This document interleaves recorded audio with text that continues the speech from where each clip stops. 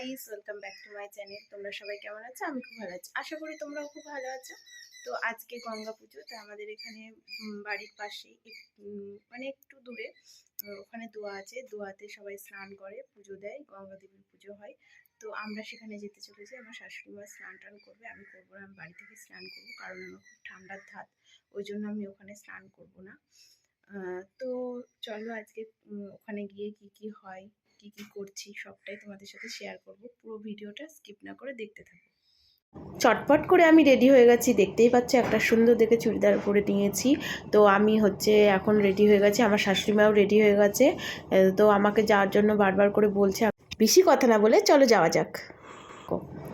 এই যে চলে এসেছি আমরা দোয়ায়। এখানটায় অনেক মানে ঠাকুর বিসর্জন দেওয়া হয়, অনেকে জল সাজতে আসে, অনেক কিছুই এখানে করা হয়। ঠিক আছে, এপারেও গঙ্গা পুজো হয়, আবার ওপারেও গঙ্গা পুজো হয়। তো এখানে সুন্দর, দেখো কি সুন্দর চারিপাশটা। আর এখানে মেলা বসেছে, ওই যে দেখতে পাচ্ছ তোমরা, ওখানেই আমরা রাতে আসব। তো এখানে এই যে পুজো শুরু হয়ে গেছে। আমার শাশুড়ি মা ভিজা কাপড়ে এখানে ফল টল দিয়ে দিল, যা যা করতে হয় নিয়ম ওইগুলো করে নিল। তো আমরা ওখানে গিয়ে আমাদের স্কুলে আলো ম্যামের সাথে দেখা হয়েছিল, আলোদির সাথে। তো ভালোই হলো, খুব ভালো লাগলো দেখা হয়ে। তো তারপরে আমরা একটুখানি ঘোরাঘুরি করে মা স্নান টান করে নিলাম, একটুখানি দাঁড়ালাম, দাঁড়িয়ে নিয়ে তারপরে সবার সাথে, অনেকের সাথেই দেখা হয়েছিল, আমার 2টো সাবস্ক্রাইবারের সাথে দেখা হয়েছিল। তো খুবই ভালো হলো, কিন্তু তাদের সাথে ফটো তুলতে আমি ভুলে গেছি। তো মেলায় যাবার পাঁপড় নেব না, এই যে পাঁপড়ও কিনে নিয়ে চলে এসেছি। রাতে দেখো অনেক মেলা বসে গেছে। দুপুরবেলা যখন এসেছিলাম এত কিন্তু মেলা তখন ছিল না, কিন্তু এই গঙ্গা পুজোর চারিদিকের লোক আসে, মানে পুরো হবিবপুরের লোককে বলতেই আসে। হবিবপুরের বাইরেও অনেক আশেপাশের লোক আসে, অন্যান্য গ্রামের, কিন্তু এখানে এতটাই মানে সব জায়গার মাঝখানে এই এরিয়াটা, ওই জন্য এতটাই ভিড় হয়। দেখো প্রচুর ভিড় হয়েছে, আর অনেক দিন পরে একটা মেলা হচ্ছে, তাই জন্য ভিড় তো বটেই। আর আমাদের আয়ান বাবাও মানে এতটাই খুশি হয়েছে মেলা দেখে যে বলার কথা না। আর আমরা সবাই মিলে একটুখানি ঠাকুর দেখে নিলাম, সব মেলা টেলা দেখলাম, দেখে টেকে নিয়ে একটুখানি লস্যি খেয়ে নিলাম, একটুখানি ঘুগনি খেলাম, আর বাদাম কিনে নিয়েছি।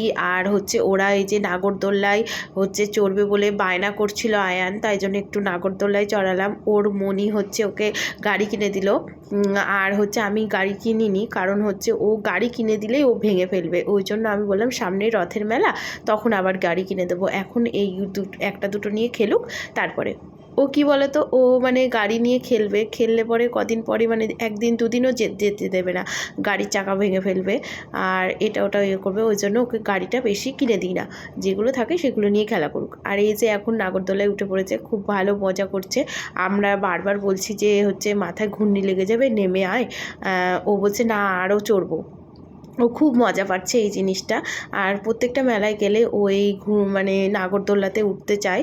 তো আমি এই দেখো মেলা থেকে কি কিনে নিয়ে এসেছি, কাপ কিনে নিয়ে এসেছি। আর মেলায় গেলে আমি কাপ, প্লেট, চামচ এগুলো কিনতেই থাকি।